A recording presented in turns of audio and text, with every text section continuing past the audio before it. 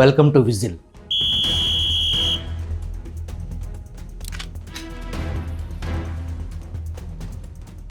తెలంగాణలో Naini coal block టెండర్ల వ్యవహారం కేవలం ఒక సాధారణ టెండర్ల వివాదం కాదు.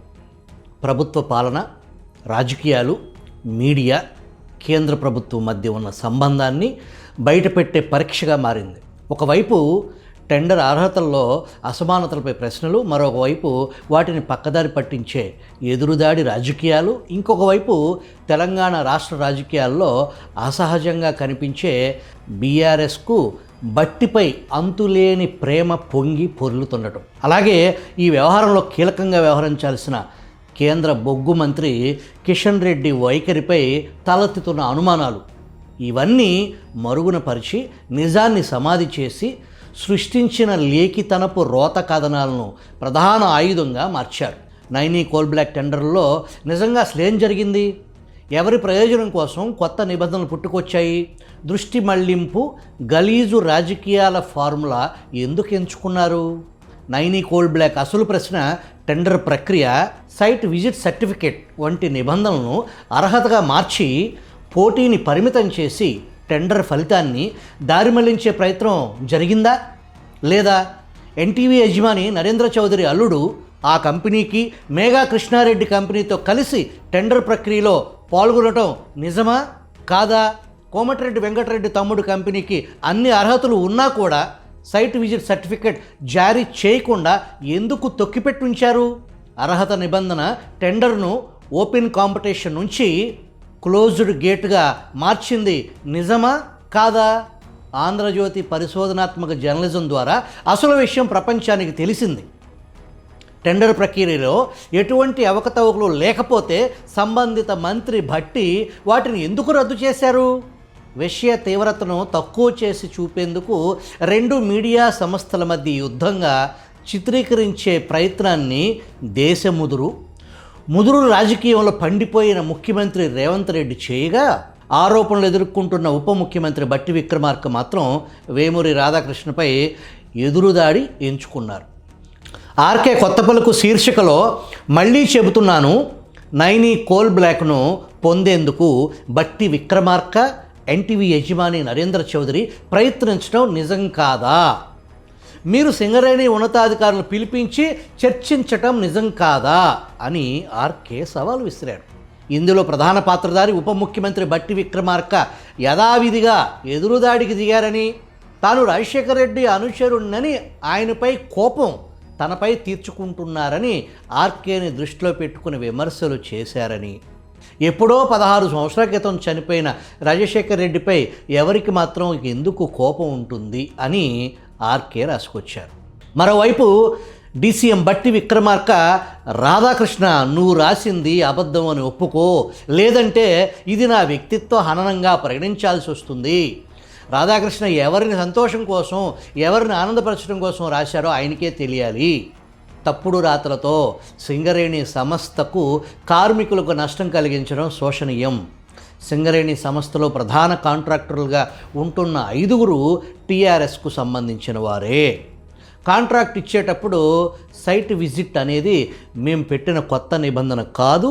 కోల్ ఇండియాతో పాటు ఎన్ఎండిసి, ఆయిల్ కంపెనీలు, ఇతర ప్రధాన కంపెనీల్లో ఇప్పటికే ఈ నిబంధన ఉందని, ఉన్నత విలువలు కలిగి ఉన్న నా వ్యక్తిత్వంపై దాడి సమంజసం కాదు.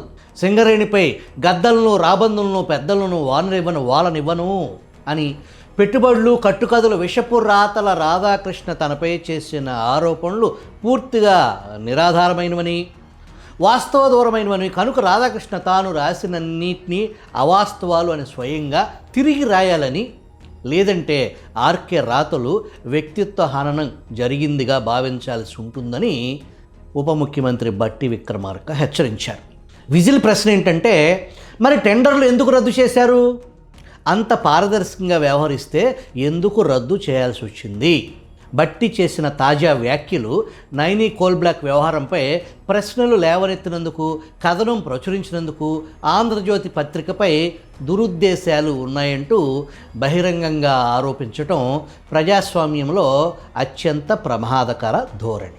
ప్రశ్నించటమే దురుద్దేశమైతే విచారణ కోరటమే కుట్ర అయితే పత్రికలు మౌనంగా ఉండాలన్నదే బట్టి అభిప్రాయమా? నువ్వు రాసింది తప్పు అని ఒప్పుకొని తిరిగి రాయాలని ఒక పత్రికను బెదిరించే స్థాయికి తెలంగాణ రాజకీయాలు దిగజారిపోయాయి. ప్రశ్నలకు సమాధానం ఇవ్వాల్సింది బదులు పత్రిక ఉద్దేశాలపై దాడి చేయటం పాలనా బలహీనతను మాత్రమే బయటపెడుతుంది. దురుద్దేశాలు, ఎవరినో సంతృప్తిపరచడం కోసం అనే పదాలు ఎందుకు వచ్చాయి?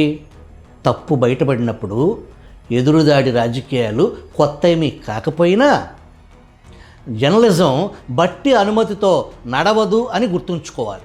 ఆంధ్రజ్యోతి మీ అనుకూల పత్రిక కాదు, మీ వ్యతిరేక పత్రిక కూడా కాదు. అది తెలంగాణ ప్రజల తరపున ప్రశ్నిస్తున్న పత్రిక. మీరు మంత్రి అయ్యారని, ఉప ముఖ్యమంత్రి అయ్యారని పత్రికలు మీ అనుమతితోనే ప్రశ్నించాలన్న భావనుంటే అది ప్రజాస్వామ్యం కాదు, అధికారం మత్తు. దళిత కార్డు తెరపైకి ఎందుకు వస్తుంది? నైనీ కోల్ బ్లాక్ టెండర్లకు కులంతో సంబంధం లేదు కదా, సైట్ విజిట్ నిబంధనకు వర్గంతో సంబంధం లేదు కదా, సింగరేణి విధానాలకు భావోద్వేగాలతో సంబంధం లేదు కదా. అయినా ప్రశ్నలు వచ్చిన ప్రతిసారి కులంపై దాడి అని చెప్పటం సమాధానం చెప్పలేని చోట చివరి ఆయుధంగా మారుతుంది. ఆంధ్రజ్యోతి కథనం ఫలితం ఏంటి? టెండర్లు రద్దయ్యాయి. కేంద్ర బొగ్గు శాఖ అత్యవసర సమావేశం పెట్టింది. విషయం గల్లీ నుంచి ఢిల్లీ దాకా వెళ్ళింది. ఇవి దురుద్దేశాల ఫలితమా లేక నిజాలు బయటపెట్టిన ఫలితమా? ప్రశ్నలకు సమాధానం ఇవ్వకుండా పత్రికలపై ఎందుకు ఎదురుదాడి? ప్రజాస్వామ్యంలో ప్రశ్నలు అడగటం నేరం కాదు, నిజాలు రాయటం దురుద్దేశం కాదు. దురుద్దేశం ఉంటే అది ప్రశ్నలను అణిచివేయాలనుకునే ఆలోచనలోనే ఉంటుంది.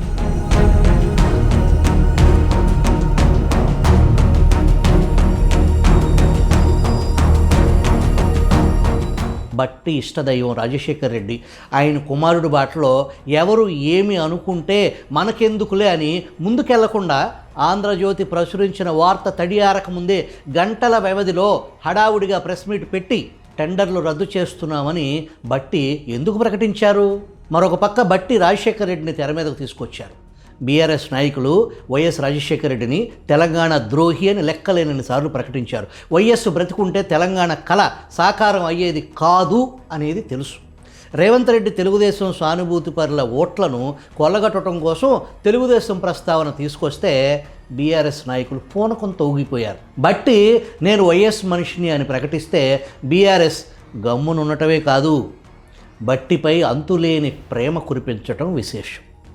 ఇప్పుడు ఇక్కడ వైఎస్ కుటుంబం, అక్కడ కల్వకుంట్ల కుటుంబం పాలు నీళ్లు మాదిరి బాగా కలిసిపోయి ఒకరి గుండెకాయలో మరొకరి ఫోటో పెట్టుకుని పరస్పరం ఆరాధించుకుంటున్నారు.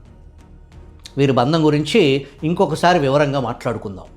ఇక బీఆర్ఎస్ నడిపే సాక్షి ప్రతిరూపం నమస్తే తెలంగాణ అచ్చు ఒకసారి చూడండి. అసలు కాంగ్రెస్లో ముసలం పుట్టింది. రేవంత్ రెడ్డి అసలు కాంగ్రెస్ కాదు అని అర్థం అన్నమాట. సీఎం లేని వేళ 4 మంత్రుల అత్యవసర సమావేశం, డీసీఎం బట్టి ఇంట్లో భేటీ, సింగరేణి వ్యవహారంలో కోమటిరెడ్డిని కావాలని ఆంధ్రజ్యోతికి పంపారని ఆ 4 మంత్రులు చర్చించుకున్నారంట. కలిసికట్టుగా లేకపోతే నష్టపోవుడే అని సీనియర్లు తీర్మానించుకున్నారట.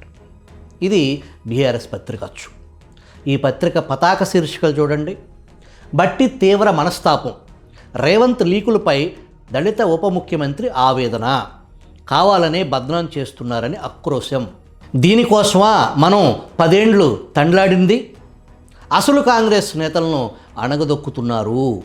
బట్టికి సీనియర్ మంత్రుల సంఘీభావం, ముఖ్యమంత్రి తీరుపై హైకమాండ్కు ఫిర్యాదు, మచ్చలేని బట్టిపై పిచ్చి రాతలు, ఆంధ్రజ్యోతి రాతలు పచ్చి అబద్ధాలు, ఆంధ్రజ్యోతి ఏబిఎన్ కథనాలు పత్రికా వ్యవస్థ దుర్వినియోగానికి పరాకాష్ట, ఏబిఎన్ రాధాకృష్ణపై ఎస్సీ ఎస్టీ అట్రాసిటీ కేసు నమోదు చేసి వెంటనే అరెస్టు చేయాలి, లేదంటే రాష్ట్ర వ్యాప్తంగా ఆందోళన చేస్తామని సింగరేణి ఎస్సీ ఎస్టీ ఉద్యోగ సంఘాలు డిమాండ్ చేశాయంట. బీఆర్ఎస్ పార్టీ పత్రిక వైఖరి చూస్తే అది ప్రతిపక్ష పాత్ర కంటే బట్టీకి బహిరంగంగా అండగా నిలబడింది. బట్టిని ముఖ్యమంత్రి రేవంత్ రెడ్డి కావాలని టార్గెట్ చేసి ఇబ్బంది పెడుతున్నారని అవాస్తవ కథనాలను ప్రచారం చేస్తూ కాంగ్రెస్లో బట్టీపై అంతర్గత కుట్ర అని రేవంత్ రెడ్డి దళిత నేతలను అణచివేస్తున్నారని అనే నేరేటివ్ను బలవంతంగా ప్రజల్లోకి నెట్టే ప్రయత్నం జరుగుతుంది. ప్రతిపక్ష పార్టీ అయిన బీఆర్ఎస్ అధికార పార్టీ ఉప ముఖ్యమంత్రిని ఎందుకు నెత్తిన పెట్టుకుంది? గులాబీ బాస్ లక్ష్యం బట్టి కాదు, రేవంత్ రెడ్డి. బట్టీని కాపాడటం బీఆర్ఎస్ లక్ష్యం కాదు, రేవంత్ రెడ్డిని బలహీనపరచడమే అసలు ఎజెండా. బీఆర్ఎస్కు రాజకీయంగా ప్రధాన శత్రువు రేవంత్ రెడ్డే. కాంగ్రెస్లోని పాత నాయకులను రెచ్చగొట్టడం, దళిత నాయకుల పేరుతో భావోద్వేగాలు రగిలించటం, రేవంత్ పాత కాంగ్రెస్ నేతలను టార్గెట్ చేస్తున్నాడు అనే అసత్యాన్ని ప్రచారంలో పెట్టడం, ఇవన్నీ ఒకే స్కెచ్లో భాగాలు. తెలుగుదేశంపై రేవంత్ పొగడ్తలు అంటూ మరో వక్రీకరణ. అసలు శిష్యులు కాంగ్రెస్ సిద్ధాంతాలకు రేవంత్ దూరంగా ఉన్నారనే ప్రచారాన్ని బీఆర్ఎస్ తలకెత్తుకుంది. బట్టీకి అండగా నిలబడినట్టు నటిస్తూ కాంగ్రెస్లో చిచ్చు పెట్టి రేవంత్ రెడ్డిని ఒంటరివాడిని చేయాలనేది బీఆర్ఎస్ రాజకీయ వ్యూహం. నైని బొగ్గు బ్లాక్ వ్యవహారంపై కిషన్ రెడ్డి మౌనంగా ఎందుకున్నారు? ఈ వ్యవహారంలో తెలంగాణ రాష్ట్ర రాజకీయాల్లో మాత్రమే కాదు, కేంద్ర రాజకీయాల్లోనూ అనేక ప్రశ్నలు తలెత్తుతున్నాయి. ముఖ్యంగా కేంద్ర బొగ్గు శాఖను నేరుగా ప్రభావితం చేసే ఈ అంశంపై కేంద్ర బొగ్గు మంత్రి కిషన్ రెడ్డి వ్యవహరిస్తున్న తీరు విస్మయం కలిగిస్తుంది. రాష్ట్రంలో కాంగ్రెస్ బీఆర్ఎస్ మధ్య రాజకీయ పోరు నడుస్తుంటే కేంద్ర ప్రభుత్వ పెద్దల పాత్ర ఏంటి? నిజంగా కేంద్రానికి చిత్తశుద్ధి ఉందా అన్న సందేహాలు తలెత్తుతున్నాయి. మౌనం వెనుక అసలు కారణం ఏంటి?